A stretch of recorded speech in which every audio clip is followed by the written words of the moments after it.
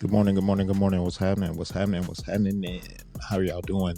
I am Jemiah. Welcome to The Window, the sports betting podcast where we try to turn your losing hobby into a legitimate side hustle and make a little money, have a little fun, stay a little positive, keep things on the mental health side on the up and up.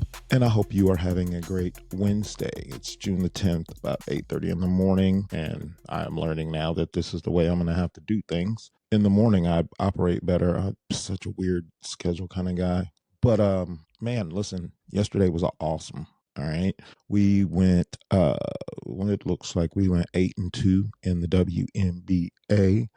And 2-2 in baseball, or 2-1 in baseball. I started doing my baseball bets on Polymarket. I'm finding better prices on Polymarket right now for baseball. And we had the Athletics, they won. We had the Angels, they won. We had the Guardians, they lost. And we had I can't remember the other one, but we went 2-2 for a small profit. I can't find it in or it's not showing as graded in Juice Reel yet. It's still showing as open. So I pulled it up, but if I'm not 2-2 small profit in the in Major League Baseball, and I have no Major League Baseball today. So I ran the model through to see if I can find some edges. This early in the morning, it's kind of tough. So I'm gonna leave it alone, leave baseball alone for today. But just to recap and figure out, what did we learn? Veronica Burton is the engine that makes the Golden State Valkyrie go. We had her over 21.5 points, rebounds, and assists. She had that done halfway through the third quarter. It was dope. We had the over in the Lynx and the Wings game. Landed on 176, the exact same score as the first time they played on May 14th. We had over 27.5. Wait a minute. Am I looking at the wrong shit? I don't think I am.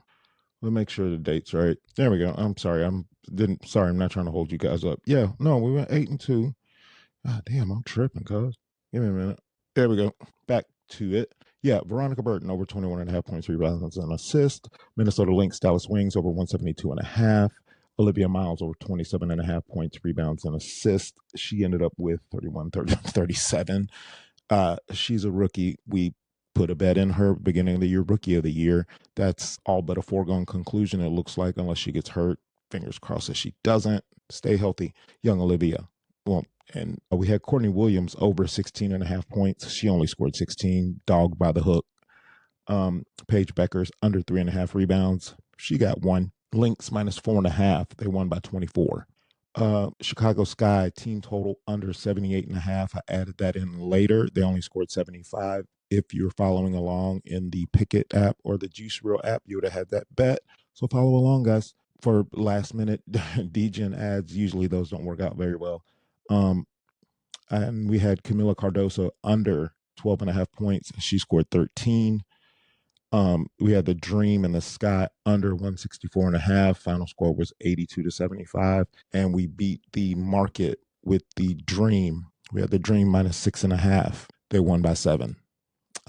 So 8-2 on the day, could have gone 10-0.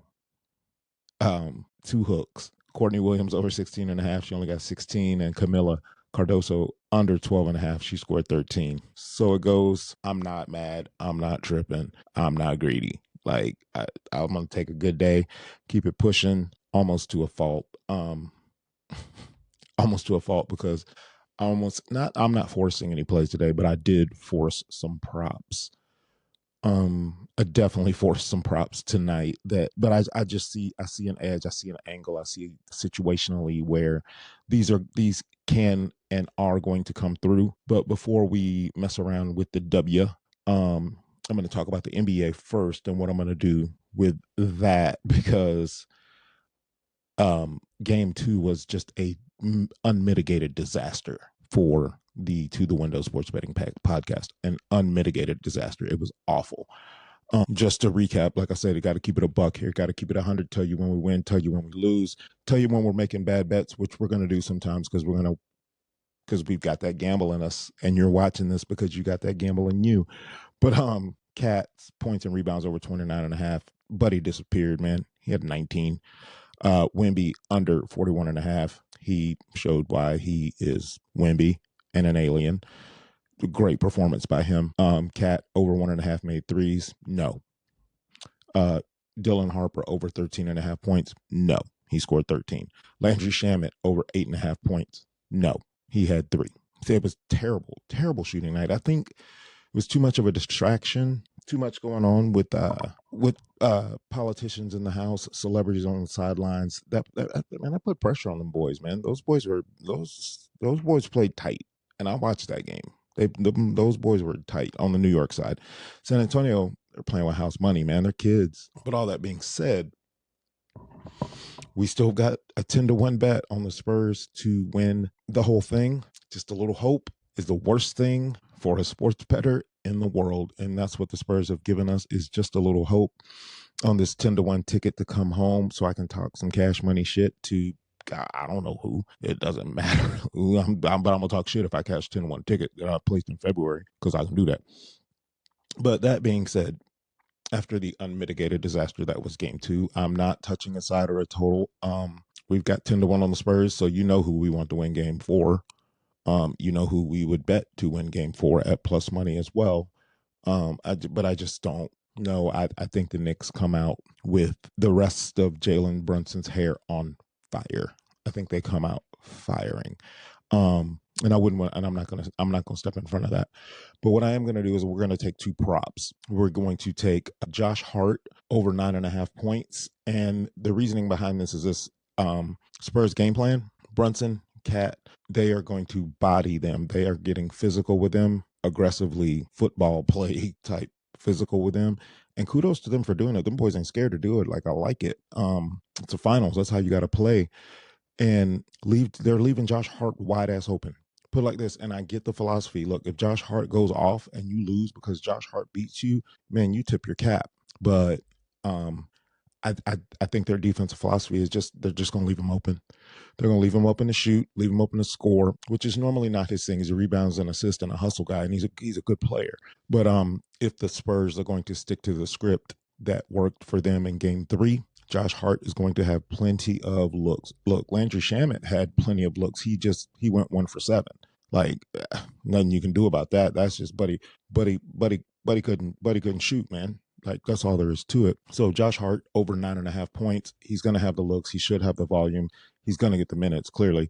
Over 9.5 points. Take that one to the window. And then Julian Champagnie for the Spurs over 9.5 points. He's only gone under this 9.5 once since the Western Conference Finals. He's been lights out. He's been playing really well for the Spurs. These young guys for the Spurs are going to be good for a very long time. They're back. And Wemby is Pop's last student. Like, it's a good storyline. New York's a great storyline. It's a good NBA Finals. Very rootable. As much as I might not like New York, the fans anyway, this is a really solid, shaping up to be a good Finals if the Spurs can keep it close and cash 10-1 ticket, please and thank you. Of the 2 bets, I'm taking both. I'm betting both. But if I had to pick one, gun to my head, Julian Champagnie over 9.5 points at plus money. Can't pass it up. He went for 16, 5 threes in game 1. He set the Spurs single season record for threes made in a season. The boy can play, man. Like, the dude is good. And I just think that Stephon Castle is going to he's going to regress. He's going to fall back. He's not going to score 23. That was his highest output of the series. He's not going to do that again. But game 1, like I said, for Champagnie, 16 points, 5 threes, 5 out of 10 from 3.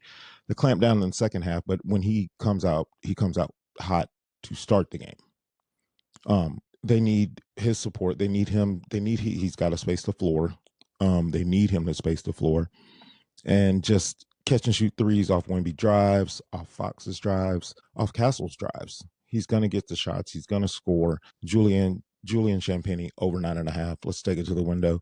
And let's get into my favorite, the WNBA. But I'm not going to beat your eardrums up about it. Like I said, we went 8-2 yesterday. Should have been 10-0.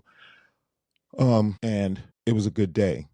And I didn't. The sides and totals we're on today is model based, and the model is rounding in the form, and I trust it, and it's looking good. What we're not doing, what I shouldn't be doing, and what you shouldn't be doing is what I'm doing today, and um, it's a degenerative gambling tendency that I have to try to find something to bet just to have something to bet, and it's a bad habit. I'm trying to break it. I'm not breaking it today, but it is what it is. But there are props out there that I just think situationally you can't pass up on, and I just saw a couple of them, but we'll get to those at the end. Right now, again, I'm a night owl, so I'm watching these lines at like 3 in the morning to see what moves where. Again, the prime example is the Dream game. I grabbed it at 6.5 as soon as it popped. When I say as soon as it popped, as soon as the line came out, it was 6.5. I grabbed it immediately. That line got up as high as the Dream -8, and the Dream only won by 7. So I could have bet the Dream -6.5, and then I could have bet the Chicago Sky +8, and I could have won both bets. And there are cats out there with a whole lot of money. This is what they do: scalping. They're middling, and that's what they did. They hammered that 6.5 where to the point where the books had no choice. There was enough money coming in on the Dream that they had no choice but to move that line from 6.5 to 7 to 7.5 to 8. I don't think it made it to 8.5. I could pull it up. I don't want to waste your time. We're already 13 minutes into this thing. But they came back on the other side and bet the 8. And there are some sharp cats out there that catch both of those bets. But enough of that. Let's get into today's card. Game 1, Connecticut Sun, Toronto Tempo. Let me tell you about a basketball team that cannot shoot. That is a Connecticut Sun. They've got the effort. They've got the effort. Coaching is a little bit questionable. They don't have the talent necessarily, but they can't score. Their offensive rating is 95.5. It's worst in the league, historically bad. And now Anissa Morrow's not playing. Brittany Griner's still questionable with that rib injury. I don't care if Griner plays or not. It's just they're just too bad. Like, it's tough basketball to watch, this Connecticut Sun team. On the other side, you've got the Toronto Tempo that are just really fun to watch. Brittany Sykes is averaging 21 a game. And my spreadsheet, my model has Toronto by 11. Vegas has Toronto -7.5. Give me Toronto -7.5 for a unit, and give me the under 169.5. There is no way. Look, Toronto might put up 85, 90 points, and that's good. But Connecticut is always that they're going to put forth the effort on defense. They do. So call it Toronto 85, 90 points. How many points can Connecticut really score? They're awful on offense. They are that bad. And this is one of the bigger bets. We're going 1.5 units on this, maybe even 2 units. I only did 1.5 units. I might add to it if any money comes in on this over. I'm going to hammer the under again. If it moves up at all, I'm hitting the under again. 169.5 points between these two teams. It's too much. Connecticut's probably not breaking 70 or 75. You know what I'm saying? And Toronto's good for 85 in a blowout. Keep everybody healthy. Keep it moving. Love both of those plays. Toronto -7.5, and that game, Connecticut, Toronto under 169.5. Game 2, the LA Sparks at the Seattle Storm. Seattle Storm, they were bad. Dominic Malonga, the French unicorn that they've got their own version of Wemby. She came back 2 games ago, and they're not winning, but they're covering. And this girl can play, and she's a big time difference maker. The sharp money and public money, people see an LA Sparks game and immediately, I'm one of them, given the situation, not just randomly, but given the situation, LA Sparks over. They play fast, defense is suspect. LA Sparks over, but usually at home, not on the road. And it is a lot of money coming in on LA minus the 6.5. And I completely disagree with Dominic Malonga back in the lineup. It changes everything for this team. It changes this team. And Flau'jae Johnson, I like her point total over 11.5. Did not get to the window with that. Did not bet it. But what we did bet on this game was Seattle plus the 6.5. LA is good at home. They're different on the road. They play different on the road. I don't trust them on the road. And this is a classic trap spot. You know, many people are going to have the LA Sparks in parlays with whatever big time baseball favorite out there, parlayed with whatever they have going in the Knicks game tonight and the Knicks and Spurs game tonight. This is going to be several legs of a parlay. I can promise you that. And I call this a late night parlay buster. This is gonna fuck some people up. This is gonna fuck some parlays up. And definitely with that. And with that being said, I also like the under in this game as well. Like I said, LA's different away from home. Most people think overs. They're not going to shoot as well. Look, Seattle might be bad. They've only got 3 wins. That's fine. But they always have a home crowd in Seattle. That's one thing that they always have. And defense, you don't have to be skilled necessarily. As long as you don't have 2 left feet, you can play some defense. So we're taking the under 169.5 in the LA Seattle game, and we're also taking Seattle plus the 6.5 points. This is where shit got weird for me on my part. And this is where I went full degen and do not follow these plays. I would advise you not to. I didn't force them. I did the research, I did the homework, but I ran them through my prop model, and it came back and said no props qualify today, and I said a bullshit. I'm betting props. I'm gonna find some edges on some props. And I think I found 3 good ones. The first one I'm going to hit at is in the Connecticut Sun Toronto Tempo game. Aaliyah Edwards over 5.5 rebounds at plus money. Brittany Griner, I don't think is going to play. I'm speculating on that. And even if she does, with Anissa Morrow out, Aaliyah Edwards is the last big standing. Not the last big standing, but the last starting big that's standing for them. And for her to get 6 rebounds at plus money, it was worth it. It's the juice. It's worth it. I have to take a shot on that. So Aaliyah Edwards of the Connecticut Sun over 5.5 rebounds at plus money, with her being the one big out there. And the Seattle Storm's bigs are young and they're skinny. You know what I mean? Like Aaliyah Edwards she's a little thick in a good way. But I think she can get her body down there, get 6 boards for me, Aaliyah. I greatly appreciate it. It would completely justify me going against all of my principles and making this bet. Next up, the French unicorn, Dominic Malanga of the Seattle Storm, over 14.5 points. Look, she's healthy. She's averaging 16. They're setting this because I think she's going against, I think they set this at this number because she's going against Nneka Ogwumike. Look, Nneka's not, you get yours, young rook. 14.5 points. Go ahead and get yours. I just think that, and I think this is at plus money too.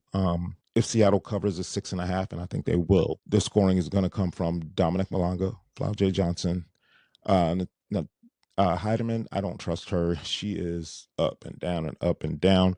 So not touching that, but Dominic Malanga over 14.5 points at plus money is worth the trip to the window. Force play, sure. Should you follow it? No. Is it going to cash? Yes. I really, that's my favorite prop that I forced. Next one is the LA Sparks, their third option, again on the road. I just don't see this young lady going over this. Ariel Atkins, we took her under 15.5 points, rebounds, and assists. If Seattle keeps this close, and I think they will, she's their third option as far as guard play goes. You got Erica Wheeler, Kelsey Plum in front of her. Dearica Hamby handles the ball sometimes.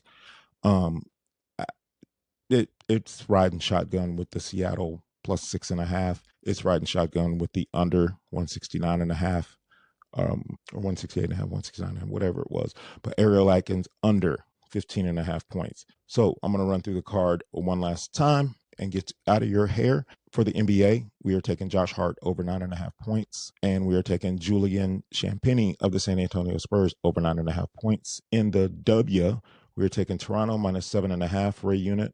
We're taking Connecticut Sun Toronto Tempo under 169.5 for 1.5 units, unit and a half.